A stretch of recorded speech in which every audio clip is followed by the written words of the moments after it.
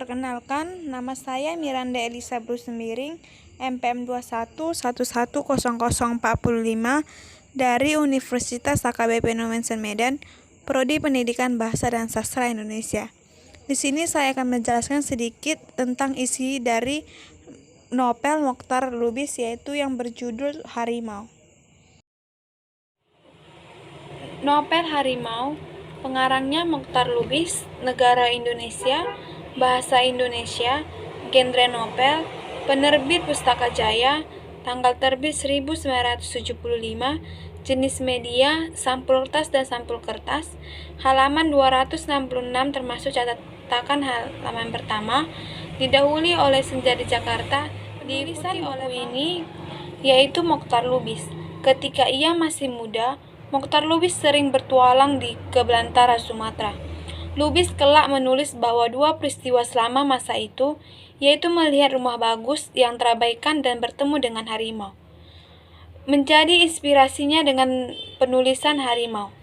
Harimau, inspirasi lain berasal dari masa penahanannya. Saat ia berpikir tentang kepemimpinan karismatik Soekarno maupun dukun tradisional serta kelemahan kekuatan seperti itu. Harimau ditulis ketika Mochtar Lubis di penjara Madiun, Jawa Timur.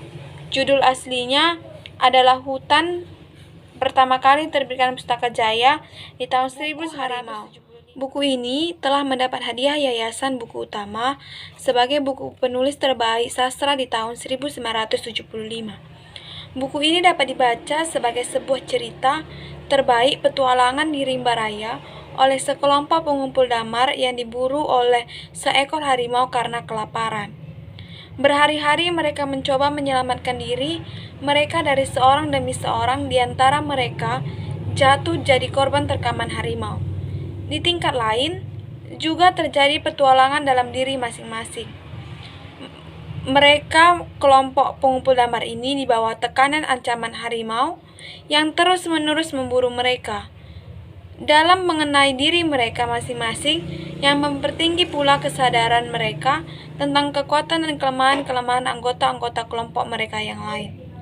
Di antara mereka, malahan sampai pada kelaparan, bahwa sebelum membunuh harimau yang memburu-buru mereka, tak kalah pentingnya adalah membunuh terlebih dahulu harimau dalam diri mereka masing-masing. 7 pengumpul damar dari desa Air Jernih, Pak Haji, Hutan Sanib, Tali, Buyung, dan Pak Balam menjelajahi hutan samudra dipimpin oleh dukun Wak Kato. Setelah 2 minggu mengumpulkan damar dan tinggal di dekat rumah Pak Itam, mereka bersiap untuk pulang.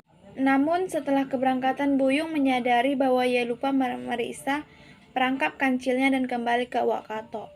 Setibanya di sana, dia mengeluarkan kancil dan perangkap dan pergi ke sungai terdekat untuk minum. Di sungai ia bertemu dengan istri muda Wak Itam, Siti Nurbaya, yang sedang menangis. Setelah menghiburnya dan memberinya kancil, mereka kemudian berhubungan seks 2 kali. Ini adalah pertama kalinya bagi Buyung. Buyung kemudian tiba di perkemahan pada malam hari, tepat sebelum sholat maghrib. Keesokan harinya, para pengumpul damar yang tersisa pergi buru harimau, mengambil jalan melalui semak belukar. Mereka berjalan berjam-jam dan akhirnya Pak Haji sadar bahwa mereka tersesat. Setelah Buyung menyelamatkan nyawanya dari ular berbisa, Pak Haji mengaku kepadanya dan mereka memutuskan untuk mengawasi Wak Kato lebih dekat. Tidak lama kemudian, mereka menghadapi Wak Kato, mengatakan bahwa dia hanya membuat mereka semakin tersesat. Wak Kato membentak dan mengancam akan menembak Buyung jika tidak mengakui dosanya. Buyung tidak mau dan Wak Kato bersiap untuk menembaknya. Mereka terganggu oleh pendekatan harimau.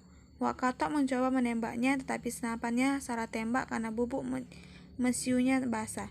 Menggunakan api, Buyung dan yang lainnya berhasil menakut-nakuti harimau itu. Sanib memberitahu yang lain bahwa dia melihat Wak Kato memperkosa Siti Nurbaya. Wak Kato membalas bahwa dia membayarnya, dan dia akan berhubungan seks dengan siapapun yang mau memberinya sesuatu. Wak Kato menjadi lebih agresif dan menyuruh yang lain pergi ke kegelapan, mengancam akan menembak mereka. Tidak mau berhadapan dengan harimau, Buyung dan Pak Haji dan Sanib berusaha menyerap Wak Kato. Sikap yang kita ambil dalam novel ini yaitu tentang jujur terhadap diri sendiri, mengakui dosa yang telah diperbuat selama hidup, dan kaitannya tidak erat jauh yaitu tentang kehidupan novel yang telah ditulis 10 tahun yang lalu. Kesabaran, penolong, dan rajin bekerja merupakan aspek moral yang baik dalam novel ini. Adapun pesan yang bisa dipetik dalam novel ini yaitu manusia tidak bisa hidup sendiri tanpa adanya manusia lain di sekitarnya. Membuang rasa sombong dimanapun, kapanpun akan menjadi sikap teladan bagi kita. Jangan pernah enggan untuk menolong orang lain meskipun kita tidak pernah tersakiti oleh orang lain itu. Dan bunuhlah harimau yang ada dalam diri kita sebelum membunuh harimau yang sebenarnya.